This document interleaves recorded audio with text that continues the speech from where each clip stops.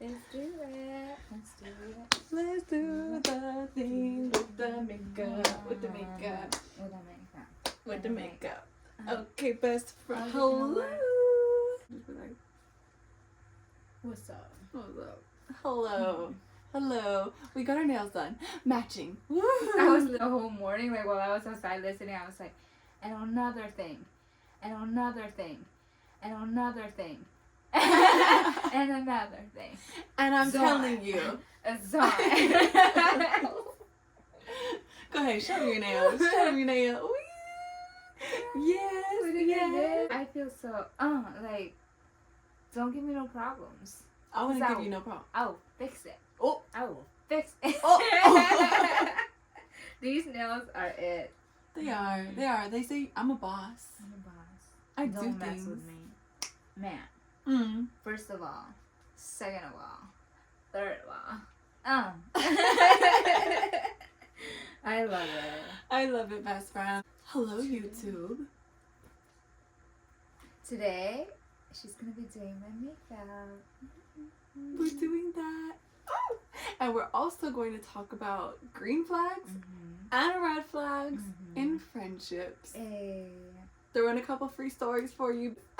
We will not name names. We want our names, but you get the stories. Okay, let's go. I've just been letting loose in Alabama.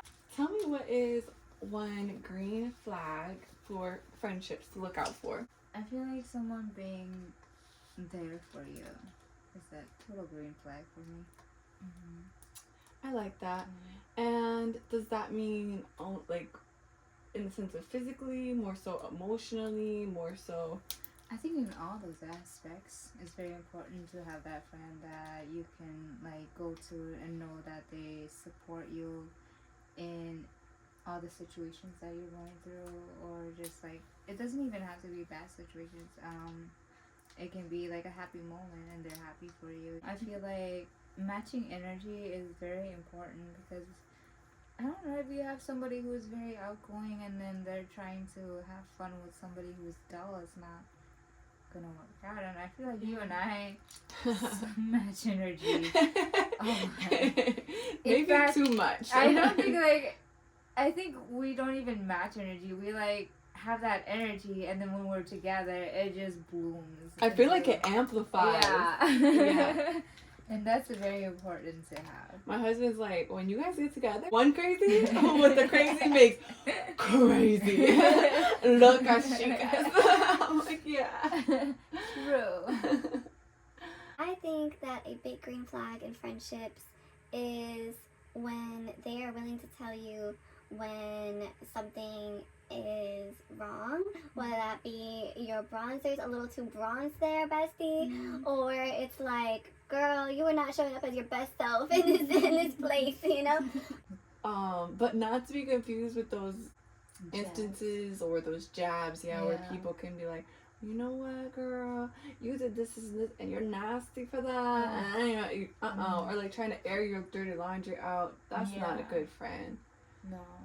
I can like give you examples of when I've done that with you. Like, like please. you have something in your teeth, I'll tell you have something. You in tell your me teeth. all the time. I'm like, thank you. I will never like, know. I would not want you to be talking to somebody and they're just staring and there's something in your teeth. Like, I wouldn't want my best friend to be like that. Like, going through that situation. I'd be embarrassed. Yeah. Like, what kind of friend am I if I allow that to happen? Absolutely. I recall many times you've done that for me. You're like, oh, best friend, it's not blended so much here. I'm like, oh, thank you. Oh, yeah, when we were with Kelly. Yeah. Like, absolutely. And you wanted to video too. I was like, that's not gonna happen. You gotta fix it first, because you need to look snatched in that video. And you definitely did look I feel like it was a great makeup day. Yes. And shout out to Kelly for having all that emergency makeup stuff. You know? She's a professional. And I definitely recall doing the same for you. Like, oh no, you have your makeup under your eyes a little smudged here, or you know, just like different things like that. But really, it's just the heart of it. I love that. Yeah, because I be having a whole guy and the whole time I'm having raccoon eyes, and they won't even say anything. And then I go to the bathroom, and I'm like, you literally looked at me for hours, and you didn't tell me I have raccoon eyes. So you just don't care about me, right? Is that exactly. What it is? That's how I feel. Mm-hmm. I feel the same way, best friend. Tell me, what is a red flag for friendships to look out for? Red flags for... Well, you tell me first. Let me think. Okay, me first? Okay, whenever someone is demonstrating that they are threatened or jealous of you, and that can look like when you tell them good news about yourself, they're always having something negative to say, right? Yeah. They're like, oh, you got into that school? Well, only nerdy, ugly people go there. I don't know, just always something negative to say. Yeah. Or always trying to put doubts in your head about it. Yeah. Like, that's a red flag. Oh, yes. Can I have your keys? Yes. Yes. I think it's right there. Here you go, my honey. Thank you. I love you. Bye, I love you. Bye. Thank you. Green flag? When your husband fixes your car. Your best friend's car. So having car issues, right? I think a red flag in a friendship for me is that, as well as somebody who secretly hates you, but is friend to you to your face, but then turns around behind your back and is talking really bad about you. How would you know for sure if they were talking bad about you, or if maybe there was just like somebody that was an unreliable source or something like that? Like in my case, people would come up and tell me, hey, this person said this, and I choose to not believe it, but then like through their actions they show me like that they are actually in fact hating on you. And when you say that they hated you, if someone did think that their friend was hating on them, should they confront them, do you think, or should they just walk away from it altogether? Do you think different situations, different things, or what? I feel like a logical answer would be to confront it. But when it comes to friendships, for me, I feel like it's really hard for me to confront it because I don't want to lose that friendship. But at the same time, is it really friendship if they're talking that way towards you, about you? I don't know. That's a really hard question to answer. Have you ever confronted a friend in the past? I have, after like probably the third time that something like that happened. Something like that happened. We had to talk about it. Yeah, and we took like 3 hours just talking about it. It was emotionally exhausting. It's tough.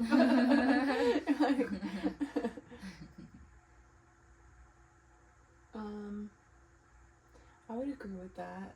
I definitely lean towards the confrontation part. Sometimes there can be misunderstandings, but also I think that even if you can't get to the bottom of it necessarily, because a lot of the times for me, whenever I've noticed, I will ask somebody, I hear about, oh, this person was talking smack about you, and then I'll ask them about it. Every time I feel like they say, they'll lie about it. I'm like, but you're the only person that knew. How is that? Yeah, I think in that aspect where you confront, I may seem like I'm a thug, but I'm not a very confrontational person, especially to somebody that I care about. That's real, yeah. I don't want to ruin that friendship. Because you're such a girl's girl, you'll really prioritize them and their emotional well-being and everything over. So, for me, I think I would choose to let it go and let it just like boil up to where they have to like come out and be like, okay, listen, I don't want to be your friend anymore. And it's like, okay, so that's where you stood all this time and you were just fake about it. But I knew it the whole time. I'm just letting you do that instead of me, because I can walk away knowing that it wasn't me. That is If so that sad makes to sense. hear. It is. Yeah, because what the heck? You don't deserve that. But it's okay if somebody doesn't want to be in your life, you know. I'm not going to beg them, like, hey, stay. Right. But I am just going to be kind to them until they want to leave. That's a beautiful thing. So there's nothing we can do to make people stay there if they don't want to be. Yeah. It's like that saying, I heard it. I wish I could, like, put it into the perfect wording that they put, but it's like people are like trees. They're the leaves where they come and they fall out. I think this is how it goes. You're doing great. I'm not sure. And then they're the branches where they're there, but they don't provide any growth. I don't know. I'll have to look it up. You can delete this part. And then there's the root, which is, I feel like you're a root. You are there and you help. Oh my god, I wish I could, like, remember what it was, but it was so beautiful. I'm like, yeah, there's 3 types of people in your life. It's like there's the leaves, and they provide you shade and comfort in the spring and summertime and times of good time. And then they fall. And you can't be mad at them for not being around forever, because they're just there meant to provide a little bit of that temporary relief from the sun and in that good time. And that's a fulfillment that is good, but you just know it's not forever.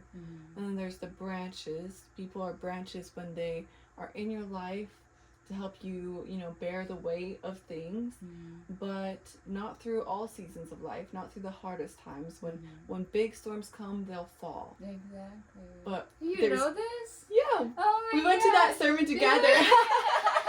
Pastor Ed, shout out. Okay, I was like, that's beautiful. And then the there's roots, yes. people who are roots, Oh my God, because we're on the same.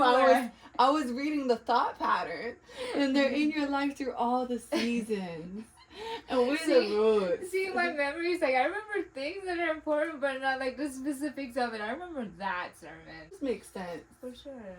It sometimes can be hard to not feel some type of way at the leaves. You're like, really? You're just gonna leave so fast? I was barely even a storm. Bye-bye. Bye-bye. Yeah. But I like the way that quote phrases it, because truly not everyone's meant to be in every season of your life, and that doesn't mean that it's bad or that you shouldn't allow them to be there at all, even. And I think that takes a little bit of maturity and growth to realize, because I know that I have tried to hold on to friendships and relationships with people who were meant to be leaves, and I was just fighting it. Me too. That's why I think, like, I don't want to confront them. I know they're leaves. Yeah. But I want to hold on to them as long as I can. Aww. Tell me, has there been anything significant that allowed you to be more at peace with the idea of this coming and going? Because, like, I feel like, I don't know, that's a hard one. I've had a few incidences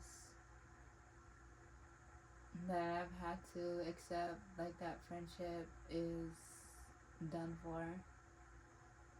I think it's knowing that I wouldn't treat them that way, so why am I accepting the way they're treating me?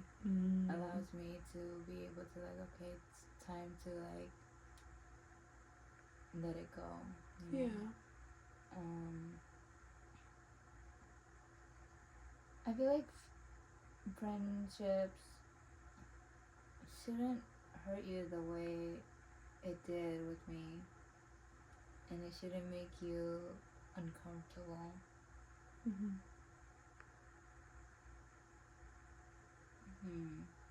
It's a hard question.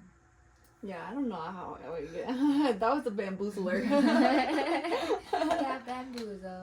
What would be another red flag for relationships or friendships that you see that you would want to, maybe even just in the beginning stage of when you see like this trait in someone that you're like, maybe I wouldn't want a really close friendship with them. For me, if I can find out before I even start to be friends with someone, the way that they handle confrontation, I know whether or not I'd be interested in developing a close relationship with them. Because no matter how amazing you both are, at some point in time, there's going to be some type of miscommunication. Someone's going to feel some type of way. Maybe you're like in a bad mental place, and so you keep having to reschedule seeing them, or, maybe it's like you say something and it hurts their feelings, or who knows, but there's always going to be some kind of conflict at some point, right? And if they are not willing to make repairs with anybody in their life ever, and if they can't, talk about feelings is hard, but if they're not willing to talk about their feelings in any kind of context, to be like, hey, people make mistakes, and I messed up with this, I didn't like how that happened, moving forward I prefer this. If they don't have that conflict resolution, then I know that I should probably not develop a close friendship with them. Maybe still be friendly, but just for my own sake to know that like this person is not on the emotional readiness of being able to make repairs, so I shouldn't go too deep with them. What about you? That's funny because that when I was like, oh, it reminded me of that party we went to. It was two girls. Is that what you were referring? It did pop through my head. But I'm not trying to be petty. And I'm like, best friend. Let's choose it.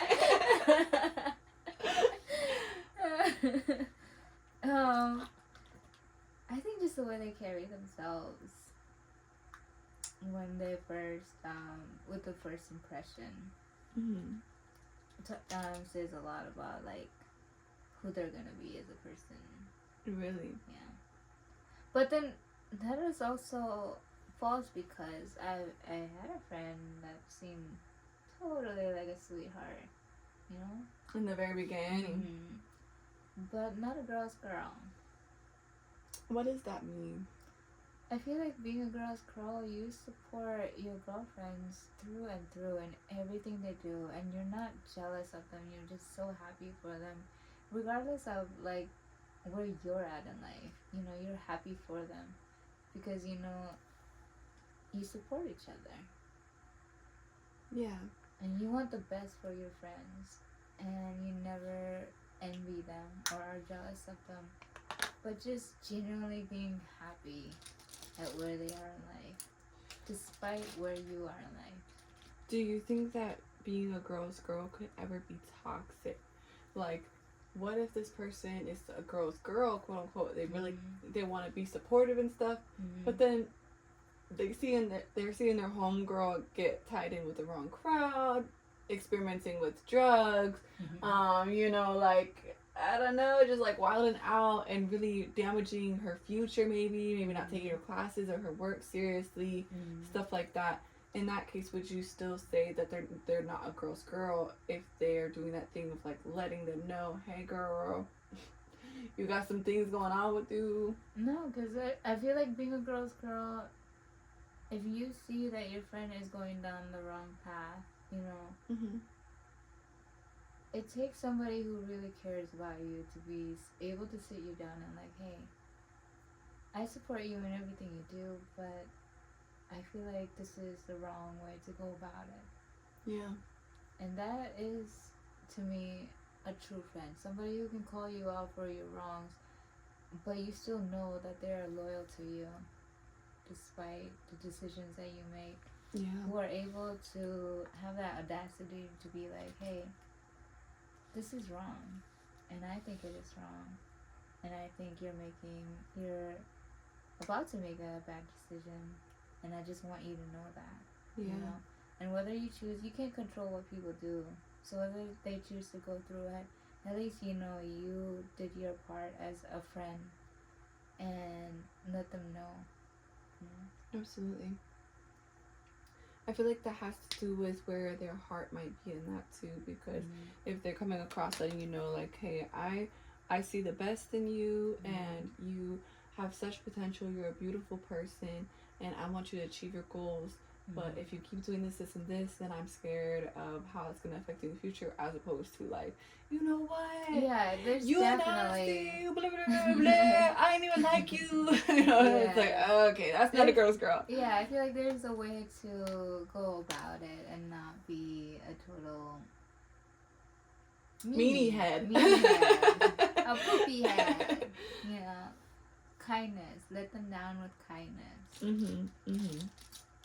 And middle school, because you know they kind of way long ago, but I feel like it's still relevant.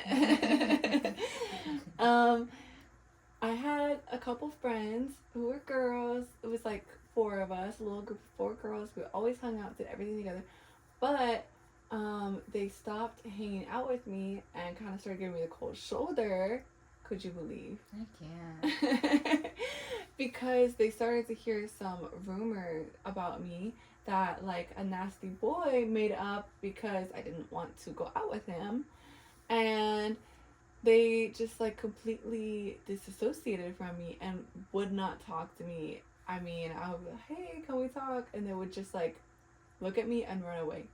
That was crazy. That's why. Yeah, and so I think that kind of goes to say if they had I mean, we were young too, so they've probably grown from that, you know? But I'm saying if you come across somebody that can't handle confrontation and they're just like, or they just full-heartedly believe everything that other people will say about somebody too, then that might not be somebody that can really edify your life long term. I would always prefer to try to surround myself with people that have a mindset on life where even if they hear from multiple people, like, I think this person is this way, to give that person benefit of the doubt. Benefit of the doubt? Okay. Benefit of the doubt. Because this life is too short, and sometimes they might have even been a bad person before, but why not give people a chance? Yeah. People can grow. People always develop. So I think that was a good lesson learned for future friendships that I've kind of taken. And what about you? I feel like the same way where I've had people spread rumors about me, and I've heard it later on, and to me it's like that never happened, but they're spreading rumors about me. And I feel like anybody who genuinely wants to know the truth will come up to you and point it out and like, hey, this is what's being said about you, can you like confirm it or not? And that's a person that I want to be friends with, because instead of believing what people are telling them, they want to know the truth and straight from the source. And that's how you know that person is reliable and you can rely on them, is because they seek the truth and not what everybody says. Because it, like, you can look at situations and scenarios completely different from the other person, other point of view. And everybody has a story, you know. There's his, hers, and the truth. And I feel like unless you see the situation, you don't know what's true or not. Yeah, so you can't just base judgment of people off of what the other people say. Absolutely. And that's kind of sad in middle school. What the heck? What the heck? But we know middle school was a crazy time. I don't know. It's gotta be something in that developmental stage, because I hear about a lot of people just having the worst times. I feel like middle school, even in middle school, I still had that kind heart, I feel. And I don't mean to brag, but like, listen, in middle school, there was this girl. Her name was Yuka, okay? And she's different from the regular all of us regular kids. She had a little Like learning disability? Or? yeah. Yeah. And there's something that was wrong. I never knew what it was, but there was some things that were like wrong with her skin, and so she was teased a lot. Oh. Yeah, and one day like she fell, and I had happened to like wear white pants that day, but it didn't cross my mind, because I didn't know what periods were that day. But when she fell, she like because her skin was sensitive, it started bleeding and I helped her out, Oh. and then it got blood on, and I didn't notice that, so I helped her out, and then I went about playing with going back to the playground, and then next thing I know, it's being teased for like having Having blood blood on you? my white pants, and they're like, oh, she got it. Sorry for the interruption, but this video is actually an hour long and it takes a really long time to upload to YouTube when it's this long, so I'm gonna have to cut it right here. I'll upload the second part of this video right after, and if you'd care to join us, come on over.